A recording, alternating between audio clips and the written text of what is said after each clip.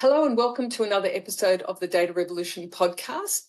Today, a repeat guest, old friend Gladwin Mendez. Welcome. Thank you for having me again, Kate. Pleasure as always. Now, I'll just remind people, Gladwin is an executive director, a director. He's a data executive with a lot of experience, and he's now involved in fractional chief data officers, which is one of the ideas that I've been fascinated by and wanted to have a bit of a chat about. So over to you, Gladwin. Tell me all about your new business. So, look, it's a business that a close friend of mine and I have been talking about for a while. And this opportunity to really make an impact to small and medium-sized businesses. And if you actually look at the stats in Australian census information, I think it's something along the lines of 87 to 92% of businesses in Australia are small to medium-sized organizations. What do you mean by small to medium-sized? You'll have to look at the literal definition. I think it's under 10 million or something. I think it's 10 million turnover, anything under 10 million. So that's the vast majority of businesses in Australia. Now, you've got this other interesting push or pull, as I call it, around AI, where people, directors, executives are being told, if you're not using AI or being a data-driven business, you're going to be out of business next week, right? And then you've also got other directors and executives going, we're using AI, and people who are not using it are freaking out, going, we're not going to be around. We have challenges, the macroeconomic challenges and headwinds we're facing into.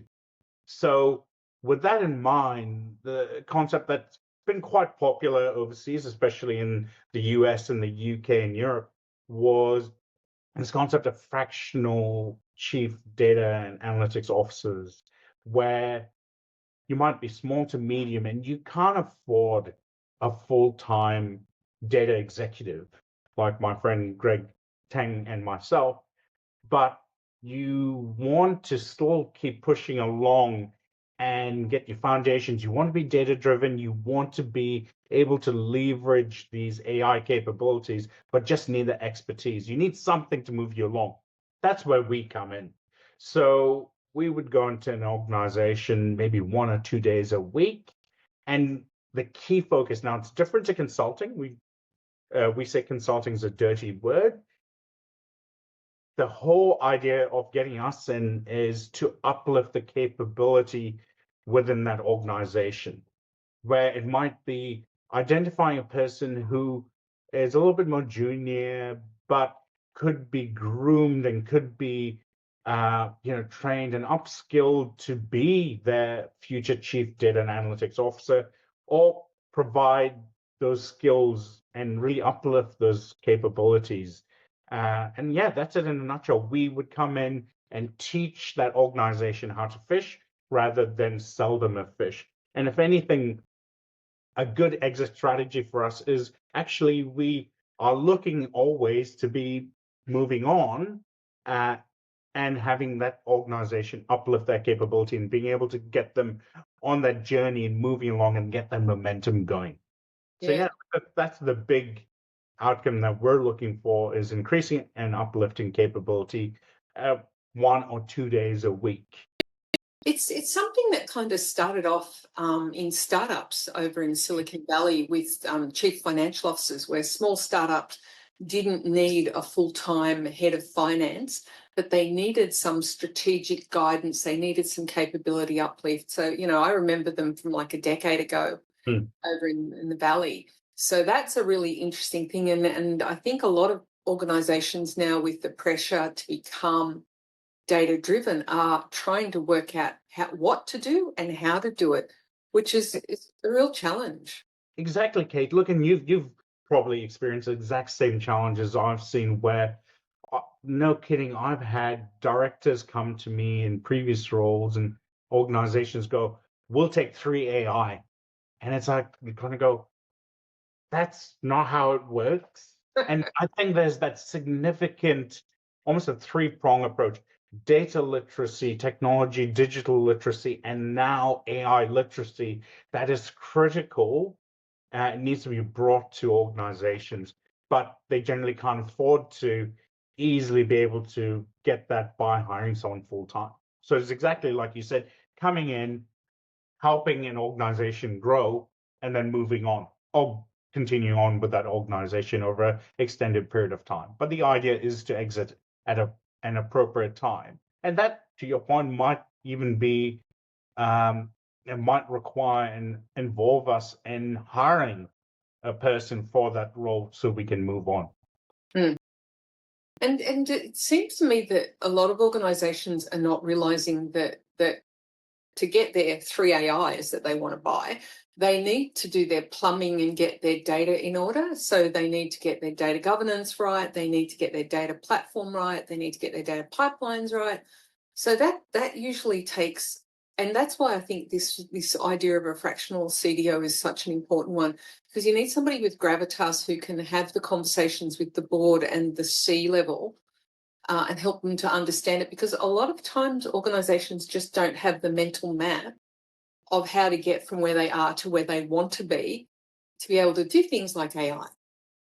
You're spot on, Kate. You're exactly right. And I think people are getting caught up in a lot of the push and the hype and that fear of missing out without actually realizing that just like anything else, and I was actually quoted in a thought leadership piece where I went, look, the old adage holds true, garbage in, garbage out. That held true for your data governance, the things that make people's eyes glaze over, but are so much more critical for AI. It's, it was expensive when you didn't do it previously. It's even more expensive now with AI. Oh, yeah. There are many examples out there where AI have not delivered on its promises because of a number of different challenges. Everything from that lack of alignment and business objectives, all the way and understanding those board directives and strategy and initiatives, all the way down to the nitty gritty that the quality wasn't there, data quality wasn't there.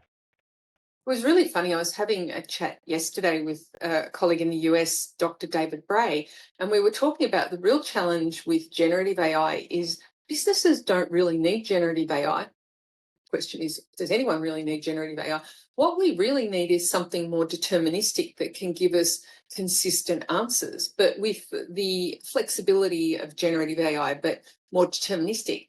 And, a lot of people are working on that, but we're trying to sort of shoehorn generative AI and agentic AI into a deterministic model by using RAG models over the top. And it's a typical silver bullet approach, isn't it, Kate? It's like, oh, this will solve all our problems. It won't. It's got to have the specific use case and there's guardrails and process and framework in place to deliver it and deliver ROI and value. Yeah. It's really fascinating. I've been talking to a lot of board directors, who are really concerned about how to use AI in their business and what should they be looking at and stuff. And literally they have no idea. Like, they're trying to govern the businesses, but they don't have an idea. And then I talk to the C-level people and they typically don't understand the power that AI and data can unlock for their organizations. And there seems to be a real disconnect. So I think it's really interesting that we can, and I see this as where the chief data officer role can provide input to both of those groups that can really help them unpick this so they can start to see the strategic value and start building the strategic plans for the organisations that can then roll down to the tactical operations. Oh, I 100% agree, Kate. I think it is a critical role and responsibility for a chief data or analytics officer or chief, data and AI officer. There, the new roles are coming out now, just like everything else. But it is a critical aspect. If you think and take from the leaf out of the book of security, in the CISO space, culture and education is key. likewise for AI, education and that AI culture is key. It's interesting because there are already stats coming out that I've seen recently where they're saying that actually the majority of people using AI aren't actually AI literate. They're just using it without the right knowledge. And that if anything, if people are and we're more literate with AI, they've actually found people who are more literate with AI use it less. So it's almost like the polar opposites. You're almost going, hey, look, if people are more literate with AI, they'd use it more. What some of the stats coming through, people are using it without the understanding of the potential risks, the leakage, the hallucinations, and so on, which can have huge ramifications. But on the flip side, once you do get people up to speed, they use it less, but I would say they use it more effectively and safely. The thing that I always worry about is, and this is why I was talking about the deterministic approach is more focused on business, because as a business, you want to give people the right answer and you want to give them a consistent answer. So one of the big things at the university, people used to answer shop. So students would go to different parts of the university and ask the same question until they got the answer that they wanted, because we didn't have a harmonized set of data that people could draw on. And, you know, that often happens. And we've had that famous airline case where a chatbot hallucinated an answer and gave a customer the wrong information. You know, so we really, hallucination. It was a costly mistake, if I understand it too. Yeah, but you know, so even with the use of RAG models to try and add some veracity in, it's still a hard problem. And having an understanding of these risks at an organizational level is so important, because I just feel that there isn't a very strong conversation about the risks of AI at the moment. People are so, I think in terms of the Gartner hype cycle, we're still up at the heights of the hysteria and we haven't come down the other side to work out how to use it safely for fun and profit. I agree. Look, I think there's certainly an aspect of that. People not understanding the risks. Now, I was involved with some discussions once with a chief technology officer at an organization. Let's just say it was in the lines space, so utilities, electricity. So high risk, you know, health and safety would have been topical and top of mind for the directors at this organization. Now, the chief technology officer at this organization was, hey, look, let's go for it. You know, we'll use generative AI, we will use RAG, we'll surface up service manuals to our employees so the service technicians on the road working the power lines can go ahead, you know, bring up the information. And I had to go, whoa. You know, I was advising and said, can we step back? And you're laughing, but the thing is, it was like the technology of the that was because I was like, oh no, don't do that. But you know, from a director standpoint, and me as a director with health and safety, the directors, you know, are liable for health and safety incidences. And so you can imagine when I had to pull back this chief technology officer and go, okay, let me pose this to you: is how good is your data quality, first of all? Like your documents, do you have old, outdated documents potentially? Oh, we're not sure. And I was like, okay. And I said, let's just come up with an extreme example and say that the system is 90% accurate. You'd say generally that's good. But it's like, okay, 90% accurate. You've got people out working on lines, and that 10%, if they get old, outdated information and someone gets electrocuted and killed, who's next going to be on line? Directors, and then your neck is going to be on the line. And you should have seen the CTO's face drop and go, oh my gosh, I didn't really think about that, right? You know, we still have a way, like you said, getting through the hype cycle, being able to minimize the risk of hallucinations, being able to deal with potentially you know, having issues with data quality. Those issues, data quality issues, have not gone away. Hallucinations now coming in. there's still a way to go. And yes, you can put some controls in place, human in the loop and so on. But yeah, look, I think it has to be the use case that's sort of low risk, high return on investment and so on. And those have to work through properly through a proper governance mechanism before being rolled out, because everyone right now is just running with it, because again, the FOMO, the other directors are saying we've implemented AI, let's do it, we're trying to keep up with the Joneses, etc. All those things needs some balance. Well, I've been talking a lot about the risks of actual AI. So what are the cyber risks to AI? And, there's the poisoning of the training data, there's the poisoning of the models, and there's the insertion of bad commands into them. And I did a talk late last year to a bunch of cyber professionals, and that wasn't even on their radar as a thing that was a threat. And they were like, a whole lot of them came up to me after that and wanted to talk to me about it, because they had not even started to think about that as a threat. And if the cyber professionals aren't even thinking about that, that means that people in the business aren't even being told that this is a potential risk. Yeah, so exactly. So I would say AI should focus, AI should be on every organization's risk matrix. It needs to be assessed, and the board needs to assess it and have plans on how they're mitigating the risks. It's interesting you say that, because I chaired a conference a year back that was for a whole bunch of security people, and I made the comment that data people don't understand security, and security people don't understand data. And you should see in their faces all scrunchel up and then stop and think about it, and then kind of nod in agreement that yes, okay, that's the case. Look, the majority of people, I'm not saying all people, having been responsible for security in the past, it is security on its and cyber on its own is complex enough. Yep. Data now, AI on its own is complex enough. It's that bridge, and how do you ensure that you are using agile, integrated, DevSecOps approaches to bring that together and ensure that people are being included.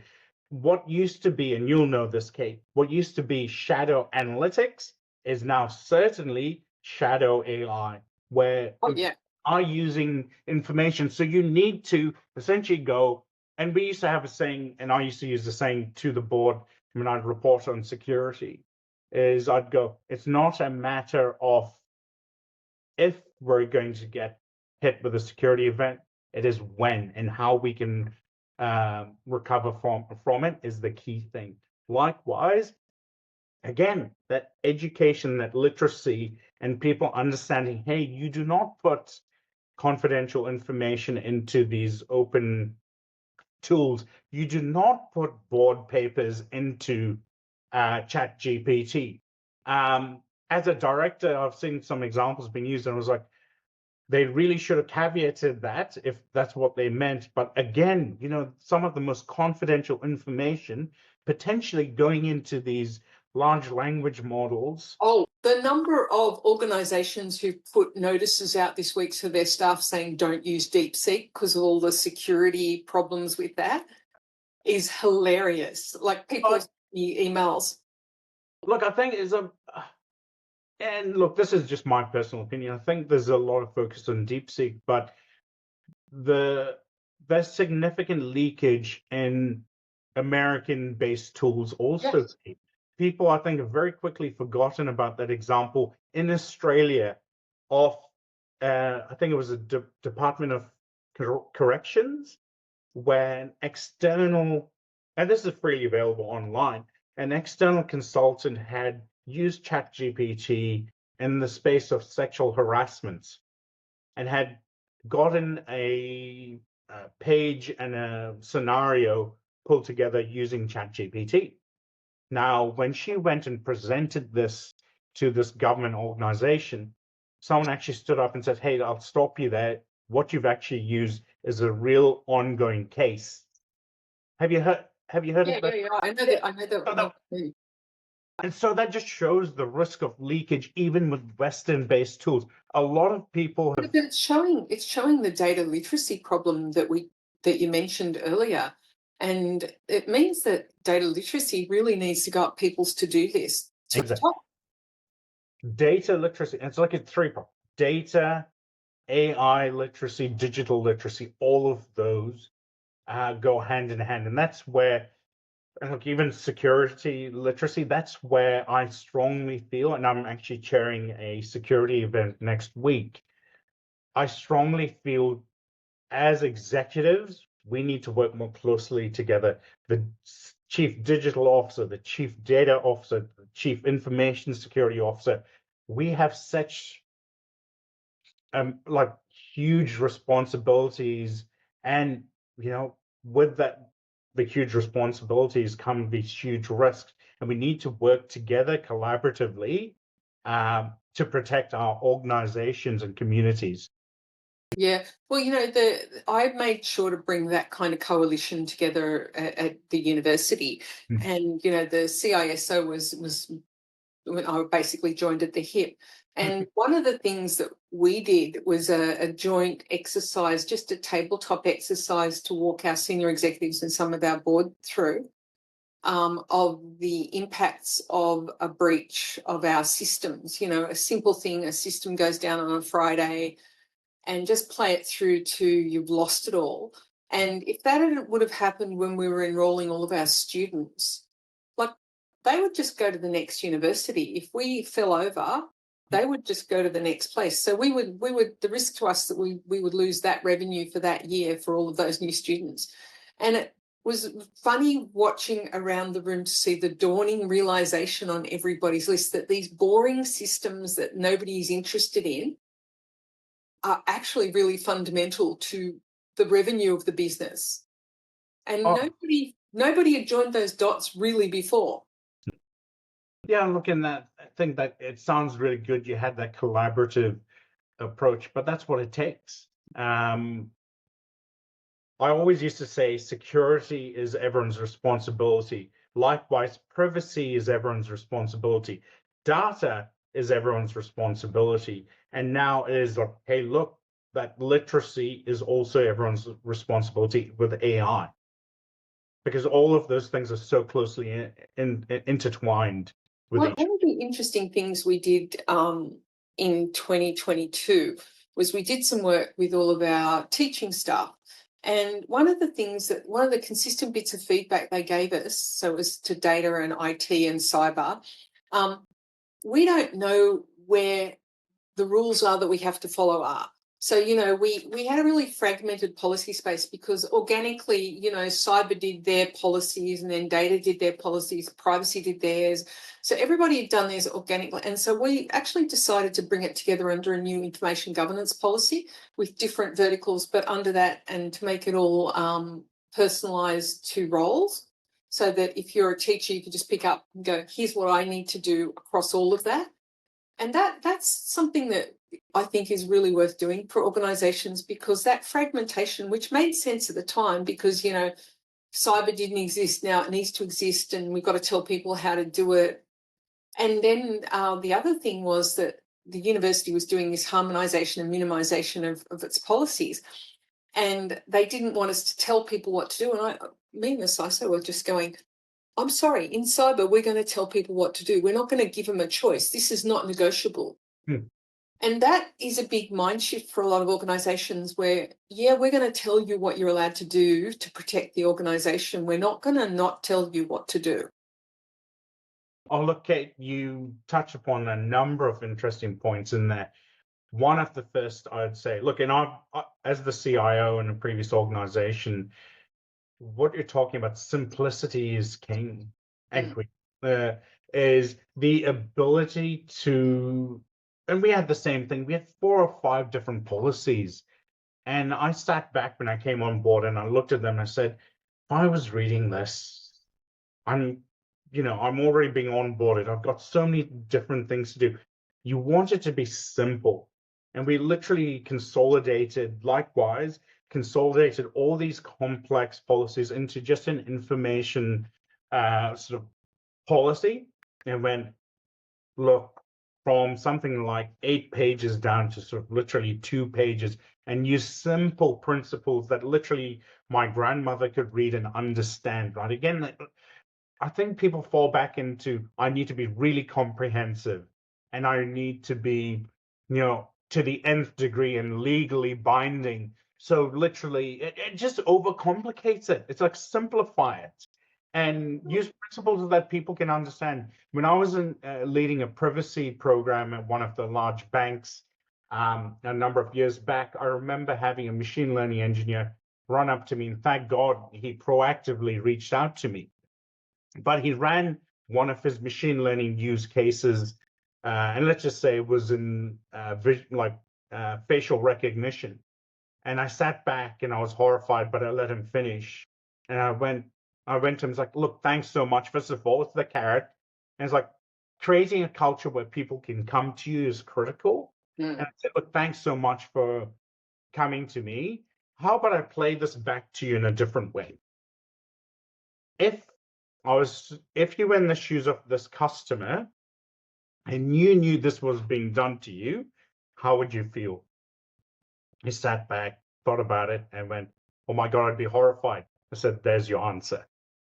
And just keep it simple principles, things like, if just because you can, should you, those sorts of things help nip things in the bud, and cuts down complexity. Life is complex enough as it is. Anything we can do as leaders to make it more simple for our boards, for our employees, for our communities, we should be. Like if you go look at the privacy policies for most organizations, and people joke about certain technology companies reading their terms and conditions. Has anyone ever really read them? They're horrifically complex for a reason. I think we're doing ourselves and our customers and our students and communities a disservice. We should be simplifying it as much as possible. Where necessary. And that was what I was going to interject before. So with our cyber policies, we read them and we're like, they're unintelligible to normal human beings, but they need to be in the jargon for the people who need to know that. So what we actually negotiated with the cyber folks was to write a preamble that explained for normal people, this is what you need to know in plain English. And if you are a technical person who needs to go and do stuff, you go and read the rest of it. And the jargon is relevant and meaningful to you. But if you're a normal teacher or a normal administrative worker, this is what you need to read and this is what you need to know. So that separation between the people who need the technical detail and the need to know stuff is an important principle to think about. Yeah, and I think another overlapping principle to consider that is don't try and go for perfection. 80-20, just like everything, 80-20. If you're capturing 80% of the people, then that's great. Go with that. And yeah, look, if you have any questions, create an environment where people can reach out and go, I'm not quite sure about this. And like you said, have the more detailed information there. And if they still can't figure it out, come through and then let's have a discussion. But if you're going for 80% of people, then that's great. Trying to get 100% and making it so complex that only 1% of people really read it, yeah. Right? And I think to that, I'd done some work with an organization a while back where they literally had the policy of, hey, look, actually, we'll do ethics, privacy, and so on once every couple of years. And I said, no, this is such a critical thing, is also adjusting how frequently you do these e-learnings and training, so seminars for your employees and communities to go, hey, look, okay, things are changing, things are evolving so quickly. How do you update and keep it relevant for your stakeholders so they understand that? I think that's one of the big challenges, especially in large organizations, is typically you get your training when you're on board and then you don't get it again. And we were kind of experimenting with trying to work out how we could deliver just-in-time nuggets of training. So, if you're about to do a project, then you get here's what you need to know about doing projects, and here's what you need to know about privacy for projects, data governance projects. And that was something that we were exploring. And I think it'd be worth other organisations trying to think that way, rather than tell them when they start when it's not relevant, so they won't remember it. So to the project standpoint, I've always found it really useful, to try and enforce, to your point, the right people getting involved, is trying to come up with almost an impact assessment at the start of the project that takes into account, the data aspects. Being the data space, how often, Kate, were you involved at the tail end of a project going, hey, look, we need some reporting done. We're about to go live next week. Can you get that done for us? And then us data people are set up for failure because we're like, hold on, we had no input into the models of the data to start off with. Likewise, so that's the data, a common example that we've faced into. The reporting gets thrown over the fence and we're set up for failure. Yeah, that happens quite a bit. There's almost the data, and when, again, in previous senior roles, I literally had every project used to have to take into account, and I'd say data by design, privacy by design, security by design. And now it's like, hey, ethics and AI by design needs to literally on a checklist go, hey, are these... It needs to be inserted in the procurement process. So you need to be right there from the time they're acquiring or building the system. Yes, exactly. And that was one of the big wins that I had at the university was finally getting cyber, data governance, data and analytics, record keeping and privacy all into the procurement process, so that we had checklists that vendors needed to tick off against. It was a really big shift in our acquisition process, because we used to see people bring their stinky systems. It's like, oh my God, we would never let you buy that. Well, here's another, you touch upon an amazing point, actually, and a significant risk that board members and companies are not thinking about right now. With the FOMO of implementing AI, third-party vendor risk is significant. How do you know that the vendor you're working with isn't going to use an AI tool that potentially leaks information and leaks sensitive, confidential information? That should be, to your point, you raised a perfect point, Kate, which is that procurement standpoint needs to literally, what are your security standards? Are you ISO 27001 certified? Are you now with AI management systems 47001 certified, and all of that? Increasingly too, because you're buying software as a service quite often now, they're using third-party products. So you're getting this daisy chain of third-party risk where you're buying a system and they're buying a system and they're buying a system. So you don't know the provenance of all of these elements. And that's what our security colleagues are challenged with, right? Because as a CDO, you go, hey, we've got this platform. This is in the marketplace. Great. We assume it's all secure. Now it's on the marketplace. How can you be 100% sure? And you can literally have someone with enough admin access go, on XYZ data platform marketplace, let's get this. And all of a sudden, we've already had significant supply chain attacks, like SolarWinds, and there are others.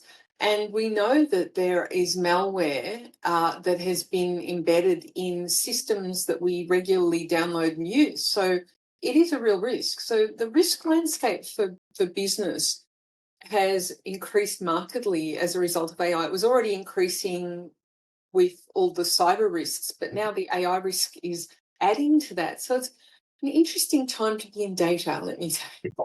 It's interesting, it's challenging, but there's opportunity, right? Again, back to the fractional leader standpoint, you can imagine small to medium-sized organizations, even large organizations who, again, the CDO may be too busy to potentially consider these aspects, or they've got enough, they've got to build their strategy where, we've got the experience to come in and go, hey, look, you need to consider this aspect. It's not been fully understood, or the board needs to get a view of this, or the security teams need to get a view of this, and manage those risks appropriately.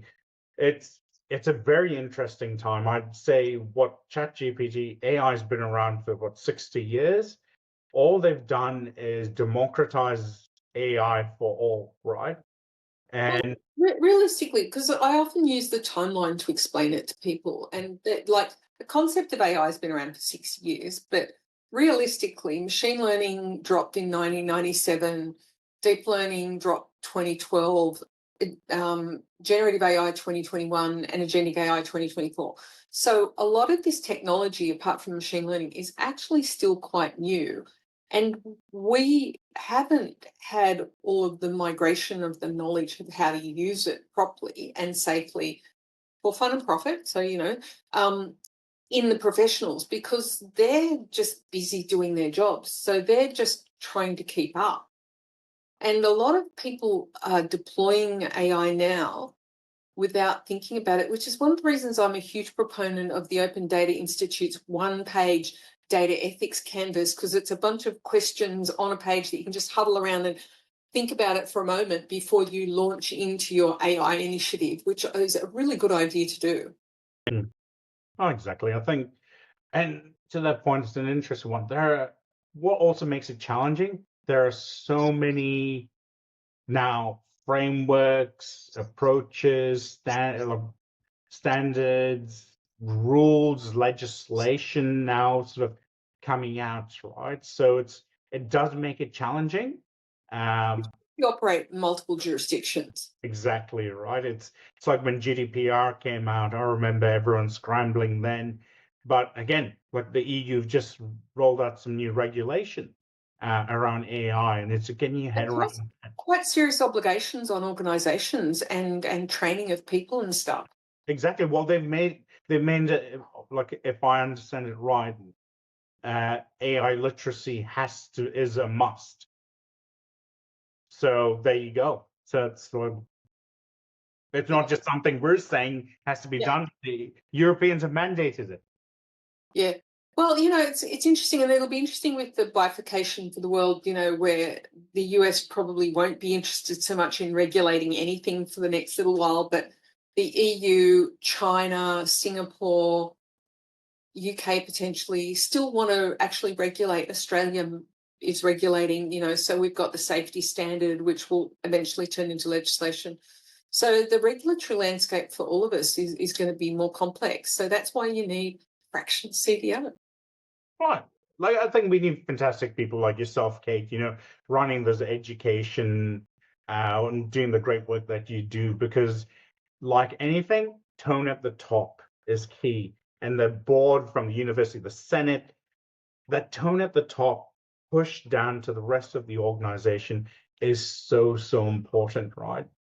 If the Senate, if the board of directors don't really get it sufficiently, I'm not saying they have to be experts, but they need to know sufficient about a good enough amount about AI and its risks and how to manage it, or the right questions to ask as a fellow board member, like the questions asked to manage that and hold the CDO and the CISO and the CEO to account to make sure that those get rolled out with the appropriate funding.